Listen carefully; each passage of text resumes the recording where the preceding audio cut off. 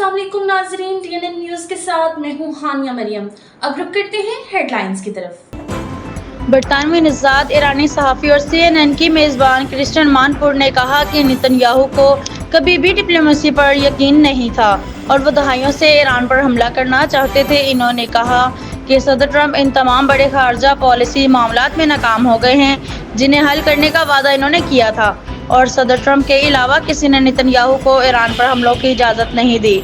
अमानपुर ने मजीद कहा कि ईरान पूरा एतमाद था कि अमेरिका से इतवार को न्यूक्लियर मामले पर डील हो जाएगी। ऐसा नहीं होता कि मुज़ाकरात के लिए 60 दिन दिए जाएं और 61वें रोज़ हमला कर दिया जाए।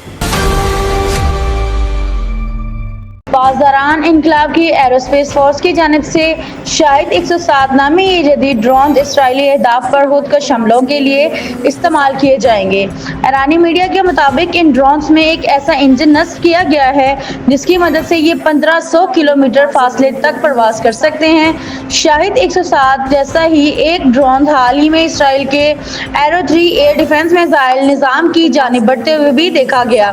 वाज़ेह रहे कि ईरान ने इसराइल पर एक बार फिर मिसाइलों से बड़ा हमला किया। ईरानी मीडिया के मुताबिक तिल अबैब और हैफा पर मिसाइल और ड्रोन से हमला किया गया। ईरानी हमले के नुकसानात के बायस हैफा रिफाइनरी की पैदावार और मुकम्मल रोक दी गई है। Field marshal general Syed Asim Munir ने अमेरिका के दारुल हुकूमत वाशिंगटन में पाकिस्तान कम्युनिटी के बड़े इज्तिमा से खिताब किया, जिसमें इन्होंने ऑपरेशन बनियान मरसूद से मुतल्लिक कई नए पहलुओं से लोगों को रोशनास किया और पाकिस्तान में दहशतगर्दी, इक़्तिसादी सूरत-ए-हाल, अमेरिका से ताल्लुक़ की नौयत और ईरान इसराइल जंग समेत कई अहम अमूर पर तफसीली बातचीत भी की।